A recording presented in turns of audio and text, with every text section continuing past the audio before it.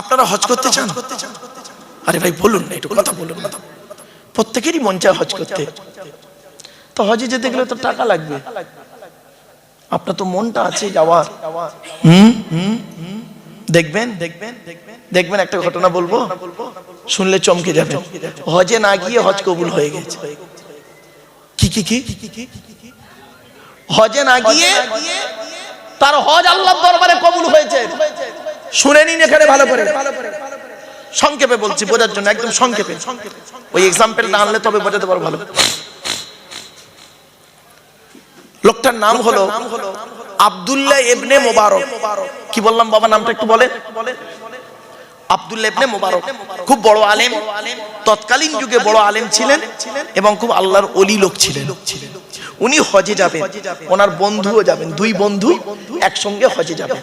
তো করেছেন কি, উনি ওনার বন্ধুর সঙ্গে যাবেন, সব কমপ্লিট, টাকা পয়সা সব রেডি, সব একদম কমপ্লিট, হজে বেরোবেন।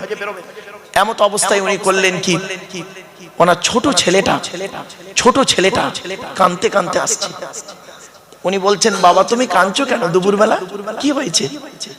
বাচ্চাটা বলছে, আব্বা গ্রামে একটা লোক গোস্ত রান্না করে খাচ্ছে, তা আমি গিয়ে গোস্ত চাইলাম, আমাকে দিল না, তাই কাঁদছি। আব্দুল্লাহ ইবনে মুবারক রহমাতুল্লাহ আলাইহি মনে করলেন, হয়তো মনে হচ্ছে লোকটি আমার প্রতি কোনো রাগ রয়েছে। সেই রাগটা আমার উপরে আদায় করতে না পেরে আমার বাচ্চার উপরে আদায় করছে। যাই, হজে যাওয়ার আগে লোকটার কাছে ক্ষমা চেয়ে আসি। উনি করলেন কি, ছেলেটার হাতটা ধরে লোকটার বাড়িতে গেলেন। দরজা বন্ধ, আওয়াজ দিলেন, ভেতর থেকে লোকটা দরজাটা খুললো। খুলেই দেখছে এলাকার সব থেকে বড় আলেম আব্দুল্লাহ ইবনে মুবারক ওনার গেটে হাজির। উনি বলছেন, হুজুর আসসালামু আলাইকুম। ওয়ালাইকুম আসসালাম। হুজুর আসুন একটু ভেতরে আসুন।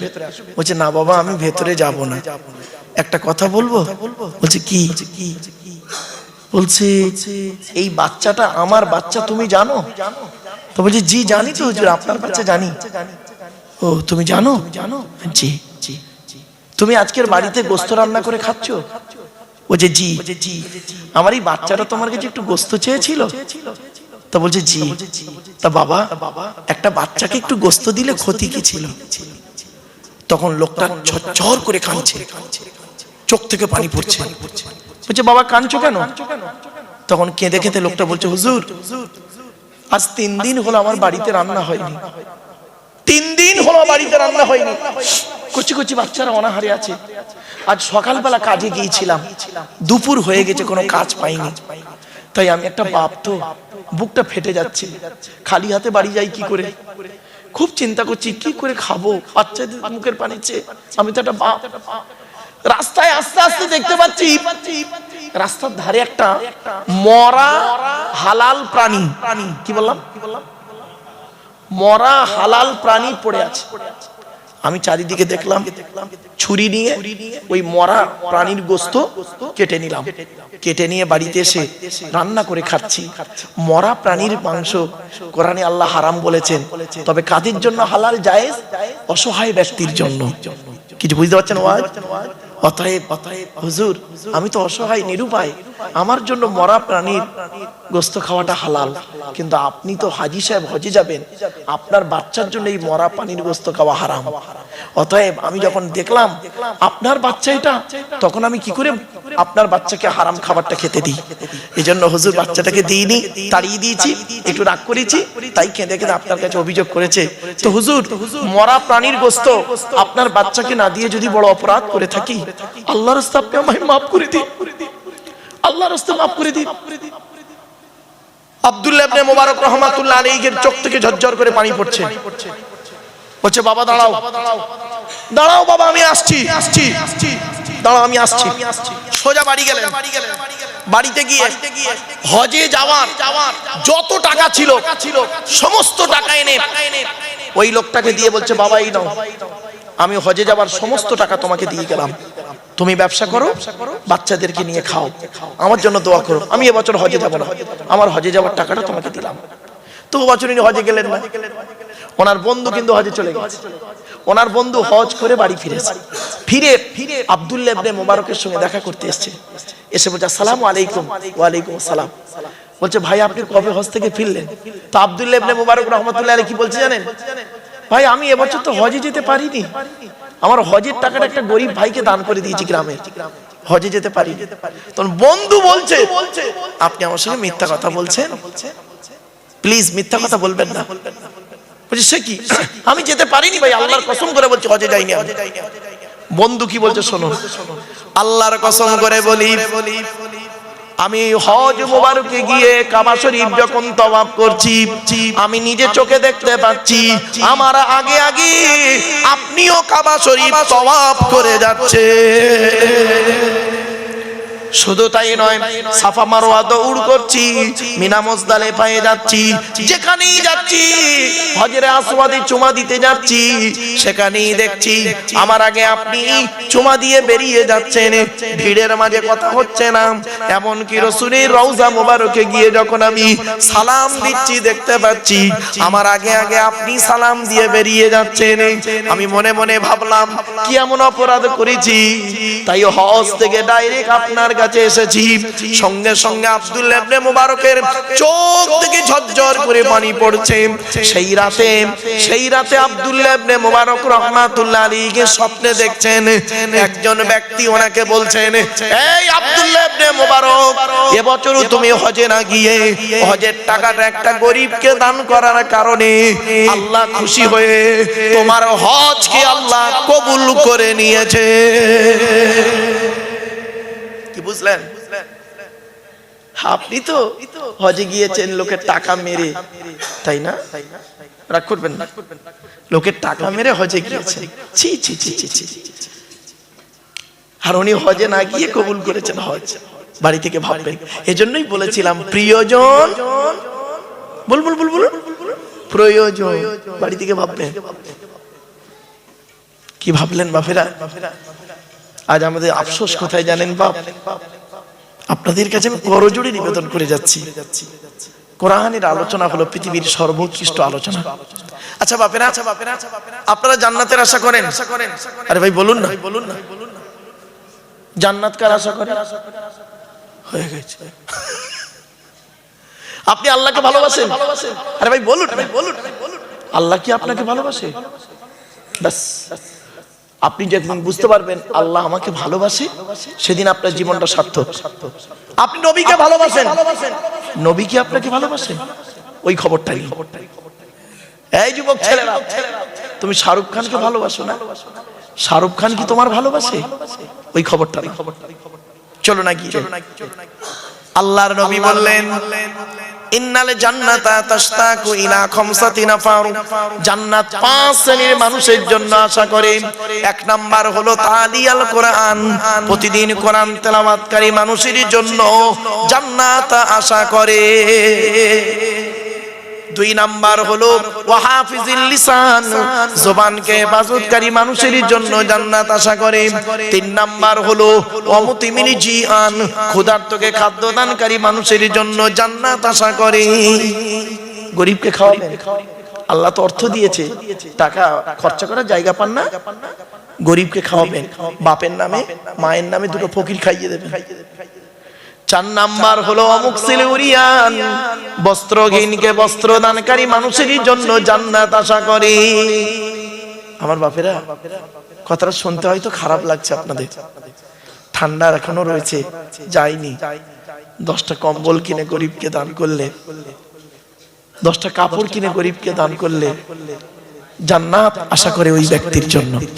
5 নাম্বার হলো ওয়ামান সাল্লাল্লা হাবিবির রহমান, যে ব্যক্তি নবীর উপরে বেশি বেশি করে দরুদ পাঠ করে ওই লোকটার জন্য জান্নাত আশা করে। তাই উচ্চ আওয়াজে দরুদ আল্লাহুম্মা সাল্লি আলা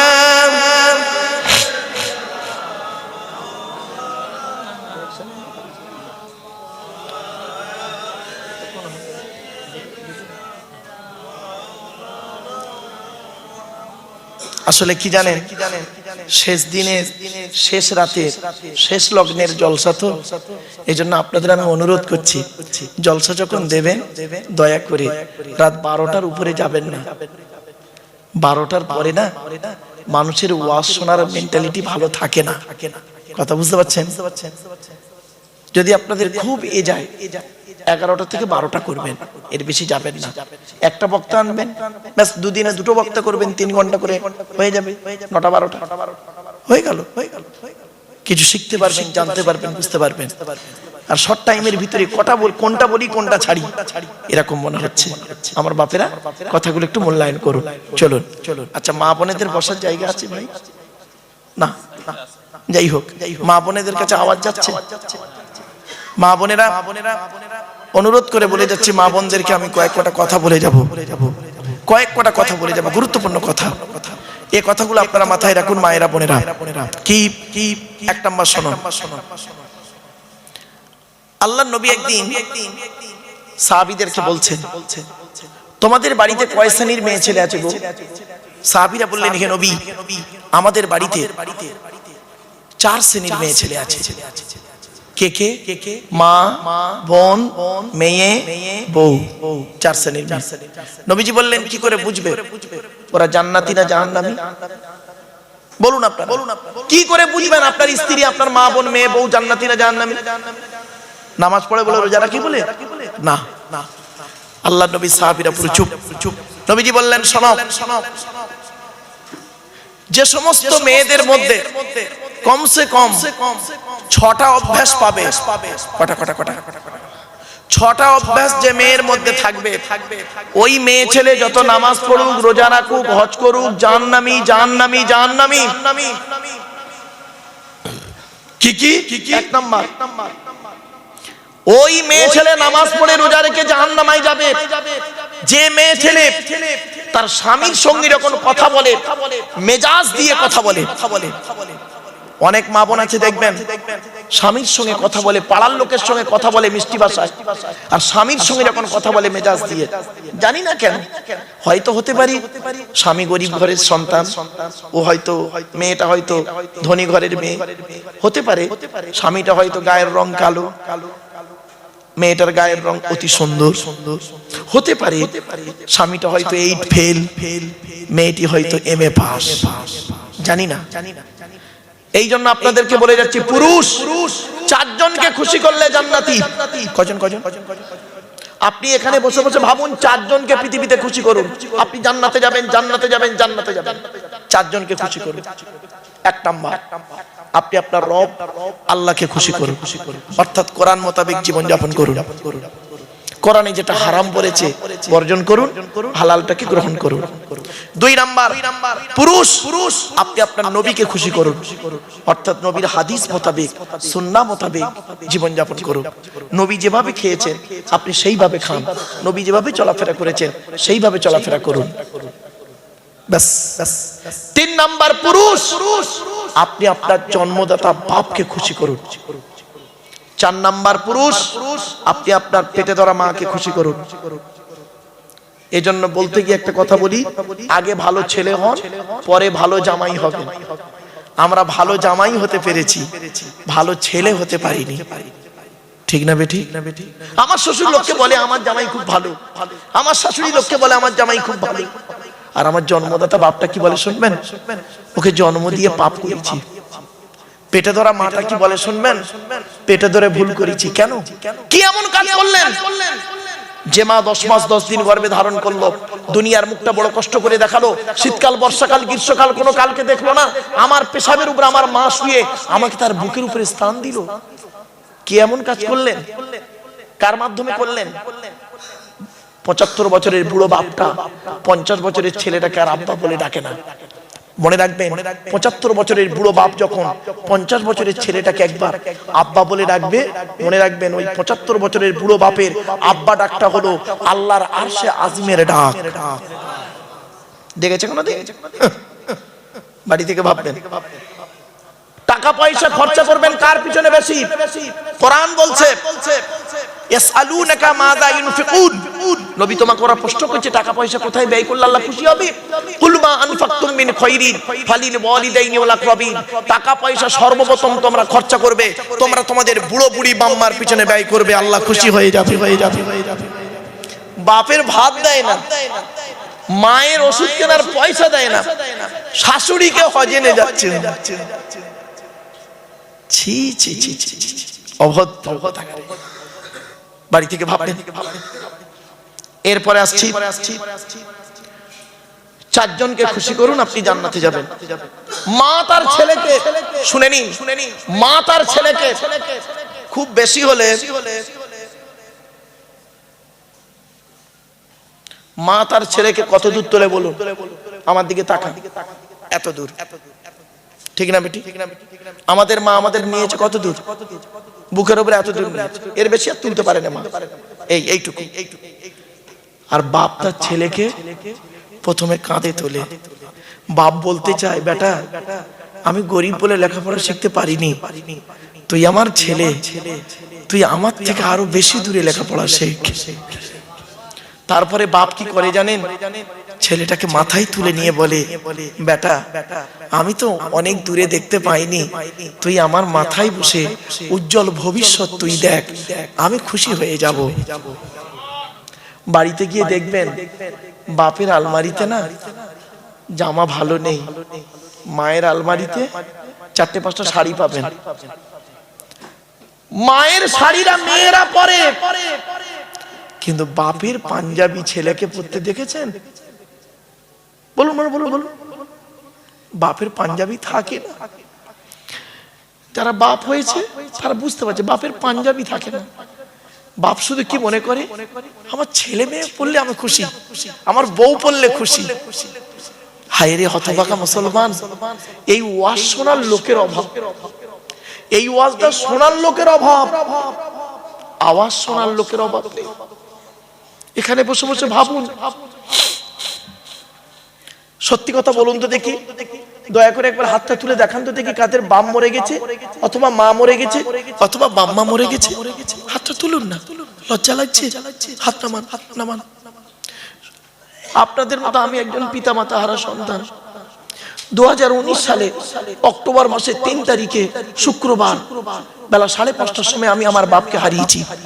2023 সালে জুন মাসের 28 তারিখ বৃহস্পতিবার বেলা 11:30টার সময় বগুড়া ঈদের দিন আমি আমার মাকে হারিয়েছি। আমি একটি মাত্র সন্তান, 4 বোন।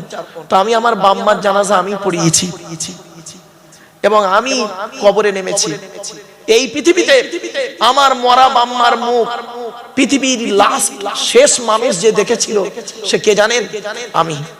কারণ আমি কবরে মাথার দিকে নেমেছি, আমি শেষবারে বাম্মার মুখটা দেখে শরীয়ত মোতাবেক আমি চাপা দিয়েছিলাম। আমার পরে পৃথিবীর কোনো মানুষ আর আমার মরা বাম্মার মুখ দেখেনি। আপনাদের বলার উদ্দেশ্যটা কি? আপনারা এখানে বসে বসে ভাবুন, আপনাদের বাম্মা যখন মরে গেল, জনমের মতো শেষবারে ওই যে মুখটা একবার দেখিয়ে দিল, দেখিয়ে দেওয়ার পরে ওই যে জানাজা পড়িয়ে নিয়ে চলে গেল, সেই দিন থেকে আজ পর্যন্ত এই জলসার এখন পর্যন্ত, সত্যি কথা বলুন তো দেখি, পৃথিবীর কোন মানুষকে অন্তর থেকে আব্বা বা মা বলে ডাকতে পেরেছেন? বলুন বলুন বলুন বলুন, পেরেছেন? শ্বশুর কোনোদিন বাপ হতে পারে না, শাশুড়ি কোনোদিন মা হতে পারে না। শ্বশুর তোমার বাপ হয়েছে 20 বছর পরে তার মেয়ে দেওয়ার কারণে, শাশুড়ি তোমার মা হয়েছে 20 বছর পরে তার মেয়ে দেওয়ার কারণে। তোমার বাপ হয়েছে যেদিন তুমি মায়ের পেটে এসেছিলে সেই দিন থেকে। তোমার মা হয়েছে যেদিন তুমি মায়ের পেটে এসেছিলে সেই দিন থেকে। হে রজিপুরের মানুষ, তোমরা জান্নাতের আশা করো না, মসজিদে গিয়ে জান্নাত খুঁজতে যাও না। আল্লাহর নবী বললেন, ওরে মসজিদে গিয়ে জান্নাত খুঁজবি কি? আমি মুহাম্মদ তোদের বলে যাচ্ছি, ইন্নাল জান্নাতা তাহতা আকদামিল উম্মাহাত, তোদের জান্নাত হলো তোদের বাপ আর মায়ের পায়ের তলায়। বাপ মাকে খুশি করুন। আল্লাহর নবী বলেছেন, বাম্মা যদি নারাজ থাকে আল্লাহ নারাজ হয়ে যাবে, বাম্মা যদি খুশি হয়ে যায় আল্লাহ খুশি হয়ে যাবে। আল্লাহর নবী বলছেন, একজন যুবক ছেলে বলছেন, ইয়া রাসূলুল্লাহ আমি যুদ্ধের ময়দানে, অসুবিধা হচ্ছে আপনাদের? 2 মিনিট বলবো না শেষ করে দেবো। একজন যুবক ছেলে বলছেন, ইয়া রাসূলুল্লাহ যুদ্ধের ময়দানে গিয়েছিলাম, এসে দেখছি মা মরে গেছে, এখন কি করব বলুন। নবী বললেন, তুমি তোমার মায়ের জন্য 2টো কাজ করো। 1 নাম্বার করবে কি, তুমি তোমার মায়ের জন্য রুহে মাগফিরাতের দোয়া চাও, তোমার মাকে যেন আল্লাহ ক্ষমা করে দেয়। আর একটা কি করবে, তুমি তোমার মায়ের জন্য দান খয়রাত করো, তোমার মা কবরে শুয়ে শুয়ে সওয়াব পাবে। বাপ মরে গেছে, মা মরে গেছে, বাম্মার নামে দুটো ফকির খাওয়াতে পারেন না? যদি বলেন হুজুর আপনি করেন, হ্যাঁ বাবা, প্রতি বৃহস্পতিবার আমার বাড়িতে 4 জন করে ফকির খাওয়াই আমি, আর তাদের 100 করে টাকা দিই, 4 জন করে ফকির খাওয়াই আব্বা মার নামে। কমে যাবে টাকা, আল্লাহ আরো বাড়িয়ে দেবে। বাম্মার দোয়া বড় দোয়া, শুনে রেখে দিন। আল্লাহর নবী বলেছেন 3 ব্যক্তির দোয়া আল্লাহর দরবারে কবুল হয়, কোনো মিস যায় না।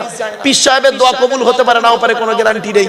মুফতি সাহেবের দোয়া, মাওলানা সাহেবের দোয়া কবুল হতেও পারে নাও পারে, কোনো গ্যারান্টি নেই। কিন্তু 3 ব্যক্তির দোয়া আল্লাহর দরবারে কবুল হয়। 1 নম্বর হলো দাওয়াতুল মাজলুম, অত্যাচারকৃত মানুষের দোয়া। কোন স্বামী যদি স্ত্রীর উপরে অন্যায়ভাবে অত্যাচার করে, ওই স্ত্রী যদি বলে আল্লাহ আমি অন্যায় করিনি, আমার স্বামী আমার উপরে নির্মমভাবে অত্যাচার করছে, আল্লাহর তরফ থেকে গজব পড়বে, বলতে আর হবে না। অনেক শাশুড়ি আছে দেখবেন, নিজের মেয়েকে খাইয়ে নিয়ে ঘরের ভেতর ঢুকে বলল বৌমা পরের মেয়ে খেয়েছে কি তা খবর নিল না।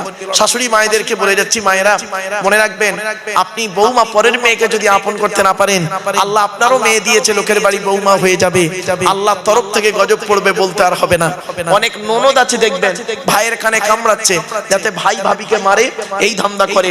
ও যুবতী বোনেরা শুনে নাও, ঘুটে পড়ে গোবর হাসে, ঘুটে বলে তোর একদিন আছে, তুমি ভাবি পরের মেয়েকে যদি আপন করতে না পারো, তোমাকেও একদিন লোকের বাড়ি ভাবি হয়ে যেতে হবে, আল্লাহর তরফ থেকে গজব পড়বে, বলতে আর হবে না।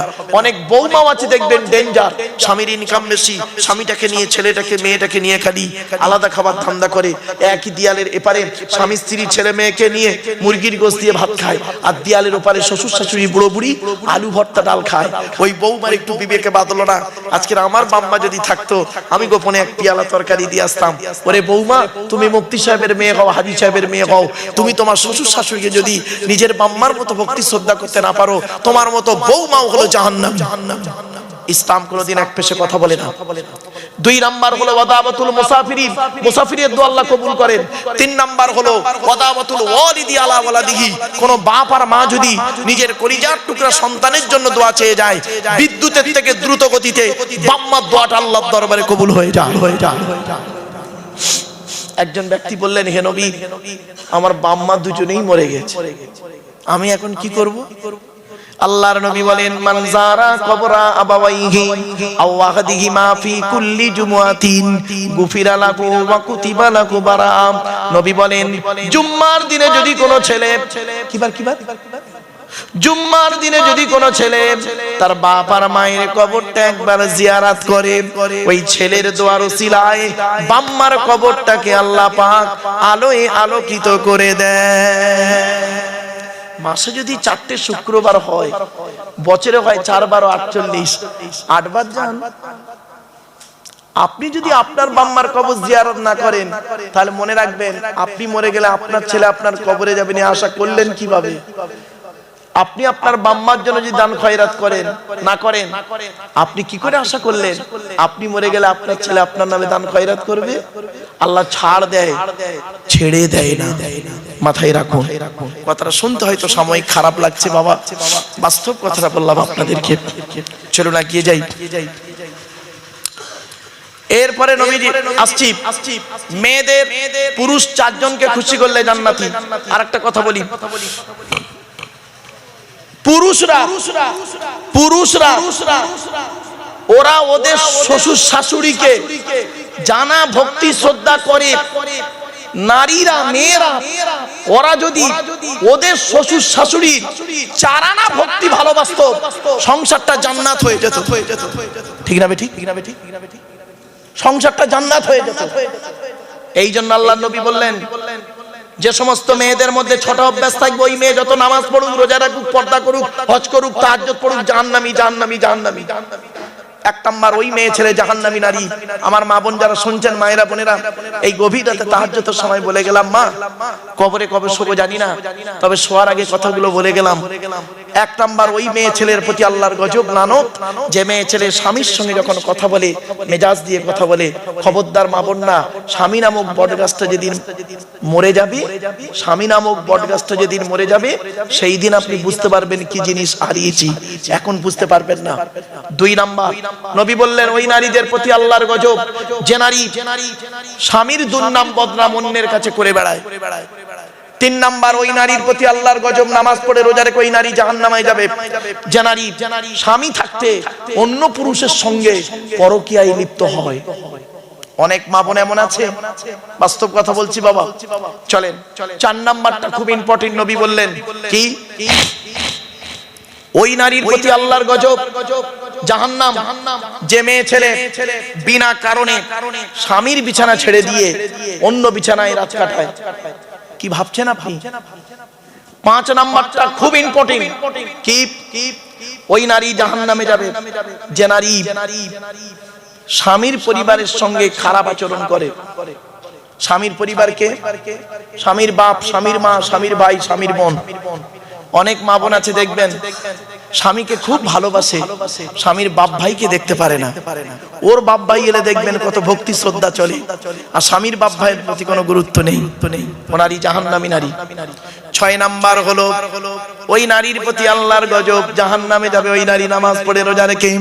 যে নারী তার স্বামীকে বলে তোমার সঙ্গে বিয়ে হয়ে আমার জীবনটা নষ্ট হয়ে গেছে, আমার মতো মেয়ে বলে তুমি পার হয়ে গেলে, অন্য কেউ হলে বুঝতে পারতেন। অনেক মা বোন বলে দেখবে, খবরদার মা বোনরা, জীবনে কোনোদিন স্বামীকে এই কথা বলবেন না। কেন বলবেন না শুনে নিন। জন্ম মৃত্যু বিবাহ সবই আল্লাহর হাত। ঠিক না বেঠিক? মা বোনেরা শুনে নিন, আপনার যে বর্তমান স্বামী হয়েছে আপনি নিজে ওকে চয়েস করেছেন। বাবাজিরা শুনে নিন, আপনার যে বর্তমান স্ত্রী আছে আপনি ওকে চয়েস করেছেন। কবে বলবো? বলবো, শুনবেন? আপনাকে পৃথিবীতে আসা, আপনি পৃথিবীতে আসা 50,000 বছর আগে আল্লাহ পাক আপনার আমার তকদিরকে ঠিক করেছেন। শুনে নিন, আপনার আমার আত্মাকে আল্লাহ করলেন কি? একটা পুরুষের আত্মাকে প্রথম দাঁড় করালো। আল্লাহ সেই আত্মাকে বলছে, পুরুষের আত্মা সে আপনার হতে পারে, আমার হতে পারে। পুরুষের আত্মাকে আল্লাহ বলছে, এই এখানে এতগুলো নারী আছে, এতগুলো নারী পৃথিবীতে আছে, এতগুলো নারীর মধ্যে কোন নারী তো স্বামী স্ত্রী হলে তুই খুশি হবি বল? আপনি চয়েস করলেন আল্লাহ, এতগুলো নারীর মধ্যে এই নারীটা আমার স্ত্রী হলে আমি খুশি হতাম। আল্লাহ ফেরেশতাদের বলল লিখে নাও, লিখে নাও এর নামটা, এর নামটা। তখন ফেরেশতারা বলছে আল্লাহ, মেয়েটার বাড়ি তো মুর্শিদাবাদ আর ছেলেটার বাড়ি তো বসিরহাট, কি করে হবে? আল্লাহ বলে কি করে হবে সেটা আমার দায়িত্ব। এই ছেলেটা বিয়ের জন্য পাত্রী খুঁজবে, 100টা পাত্রী খুঁজবে, কোনো মতেই মিলবে না, পছন্দ হবে না। ঠিক যখন টাইম হবে, ঠিক হঠাৎ একটা অচেনা লোক এসে এই মেয়েটার খবর ওর সঙ্গে দিয়ে বিয়ে দিয়ে দেবে। সুবহানাল্লাহ বলা গেল না? কি ভাবছেন আপনি? এটা হলো তকদির। এই জন্য জন্ম মৃত্যু বিবাহ সবই আল্লাহর হাত। এই তকদিরটাকে বিশ্বাস করুন। এই তকদিরকে যে বিশ্বাস না করবে সে মুমিন নয়। 7টা জিনিসকে আপনাকে বিশ্বাস করলে তবে আপনি একজন মুমিন। কি? আমানতু বিল্লাহ, আপনি আল্লাহকে বিশ্বাস করুন 100%। ওয়া মালাইকাতিহি, তার ফেরেশতাদেরকে বিশ্বাস করুন 100%। অকুতুবিহি, আল্লাহর পাঠানো সমস্ত কিতাবকে বিশ্বাস করুন 100%। ওয়া রুসুলিহি, আল্লাহর পাঠানো সমস্ত রাসূল নবীদেরকে বিশ্বাস করুন 100%। ওয়াল ইয়াউমিল আখির, কিয়ামতকে বিশ্বাস করুন 100%। ওয়াল কদরি খাইরিহি ওয়া শাররিহি মিনাল্লাহি তাআলা, ভালো মন্দ তকদিরকে বিশ্বাস করুন 6 নাম্বার 100%। 7 নাম্বার ওয়াল বাসি বাদাল মাউত, মরণের পরে আপনাকে যে কিয়ামতের মাঠে বিচারের জন্য আবার তোলা হবে এটাকে বিশ্বাস করুন। এই 7টা জিনিসকে যদি বিশ্বাস করেন 100% তবেই হবেন আপনি একজন মুমিন। আপনি 7টা বিশ্বাসই করেন না, দাঁড়িয়ে রেখেছেন, নামাজ পড়ছেন না, কোথায় আছেন আপনি? চলুন না, গিয়ে চলুন।